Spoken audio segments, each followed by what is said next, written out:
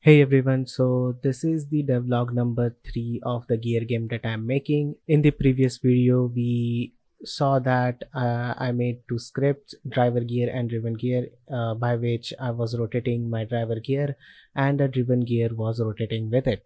But in this video, I took a different approach, or at least I'm trying to, and the way I'm trying to do that is with the help of the physics in the Unity.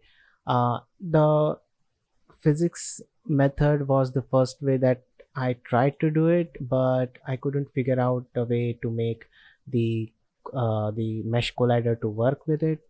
Now the thing is, inside Unity we have mesh collider and it has convex.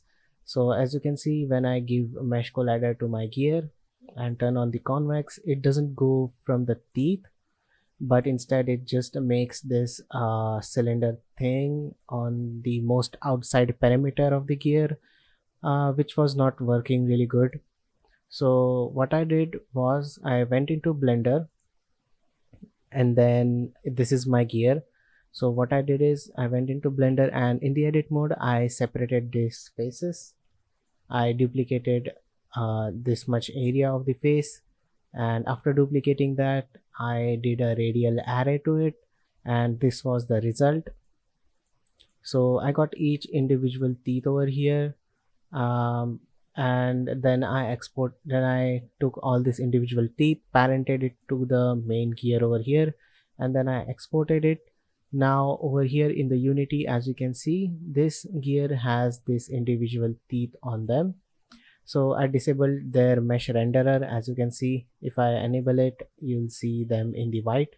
So I'll just disable that. All we need them is to have this mesh collider. So you can see that I made a separate um, custom collision shape inside Blender for this. And now what this convex is doing is it's giving them the collider. So in this way I got the collision for the teeth. So now that is out of the way, then I gave the mesh collider to my original gear. Now this mesh collider is responsible for only taking the input from the user. So this is going to be an trigger mesh collider on the gear. I think yeah, I accidentally disabled that before. So as you can see, it is triggered. And one thing that I think I should tell you, that all of these teeth, they have mesh collider to them and have a zero friction material. So if you create a new friction material, all you have to do is make these two values 0.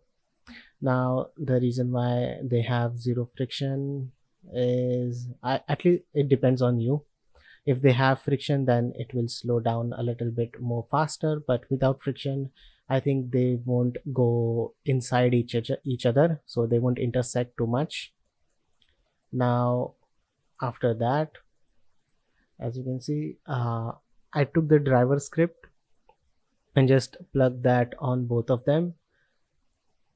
Now the driver script, we made it in the previous video, and there is a little bit of problem with it, but I'll just show you the problem itself. And my this other gear, it has the same thing, so it also has a driver gear. Now the thing is, when I click on one of the gear, that selected gears driver script will be turned on, and the driver script of the other gear will be turned off. So let me just show you by playing the game uh, how it looks. So I'll just save it and play it. Now if I click on this, you can see that if I rotate my gear really slowly, you know what, let me just make the interpolation a little bit smoother. This float value, this controls how fast my gear is moving towards my mouse. So if I just make it something like 20, now as you can see, if I rotate my gear slowly, it is working with the help of physics, but you can see a little bit of clipping over there. Let me just zoom in over here. Let's disable the overlays, and there is a little bit of clipping, but the mesh collider is actually working really well. And now if I just move the gear really fast, you see that it is clipping out of the gear.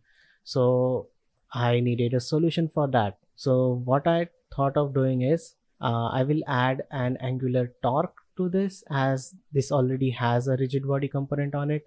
So why bother setting up a custom rotation? Instead, let's just add a torque. So what I will do is, in the driver script, I have the set rotation is over here, and I think all this part is responsible for its rotation, and over here we have the rotation amount. So what I will do is I will take the rigid body, and then I can set a torque to the rigid body.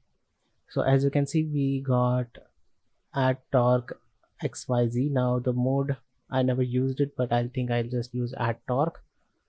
And then if it is a gear, now in this socket we don't have to plug anything because the script is sitting on the gear itself. So I can just take this dot product value and just plug that into the Y channel, and now both of this gear will have a torque set. I think I'll just lock this over here so that you can see. Now if we play the game, and we will see that the rotation, it should not clip that much. Now as you can see, it is going to and fro because it already has some acceleration of the old force, and it will get low a little by little. But if I just start rotating my mouse in one direction, you'll see that the clipping is no longer an issue, and the more further I go, the more the value increases over here. Also it keeps on rotating in that direction because it has some certain amount of torque over here, as you can see. So this torque angular velocity on the Y axis, as you can see, it's rotating on the Y, so that angular velocity will decrease over time, and when it gets 0, they both will stop rotating. So now this will also work with the green gear as well. Now it is rotating in the direction of my mouse. It might be a little bit fast. You can just decrease this value to something like 5.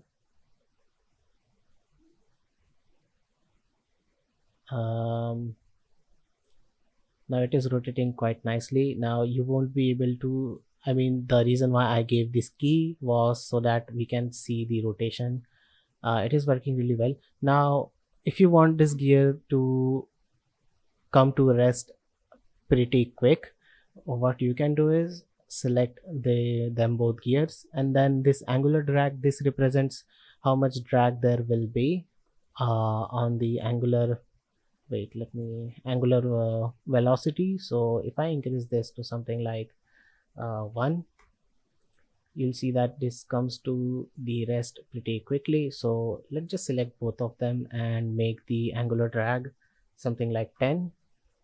And now if I rotate it,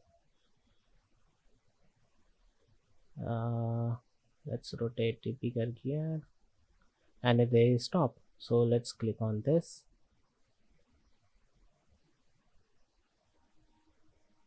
and start to rotate it.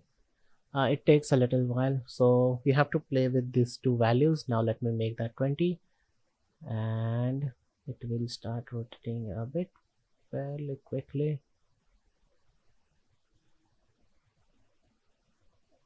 And this is rotating. Okay, I have to make this a little bit more. If my mouse goes beyond a certain position, it will change its direction. So this is good. It is coming to a rest pretty quickly. So let me just make this 10 value to something like 5. Let's do the half. Now let's try to rotate it. Okay, so it is snapped to the axis. Now we can rotate it, and it is stopping pretty quickly. So you can make this, let's make it 2.5. Let's keep it 40. Let's rotate, leave. Let's rotate, leave. Let's rotate and leave. Okay, So it is working pretty nicely, and I think I will grow with this approach. But one thing is to notice that the way I was going with it was fairly procedural, and this way it is heavily dependent on the physics of the game engine. And also one thing to notice is that more the colliders in the game, bad in performance that game gets. So suppose if you have too many gears in the scene, by the way, in this scene our gear count is limited depending upon the base. I might add some extra gears such as the step down gears, if you can say them like that, the gears which are on top of each other. So I will add some gear variations, but I think this method is the best method that I like. My procedural method was good, but with the offset values of these gears there was a little bit problem. I will tackle that problem later, but I think I will stick to this method for now. I really like the way it is working.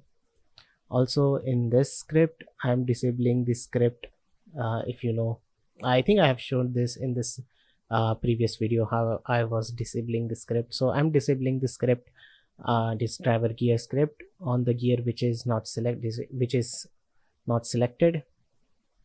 I'll delete this part because I don't need it. I'll clean the script a little bit. So yeah, that's it for this video. If you learned something from this video, do like, share and subscribe. I really need your all support for these videos. More tutorials coming soon. Let me know in the comment section below if you have any doubts in your game. I'll try to solve it, mostly with the help of visual scripting. Even I do know how to code in C#, but I'm sticking with the visual scripting as there are a lot of people who are doing C#, so I thought the people who are doing visual scripting needs help. So yeah, thank you so much for watching, and I'll see you in the next video. Bye bye.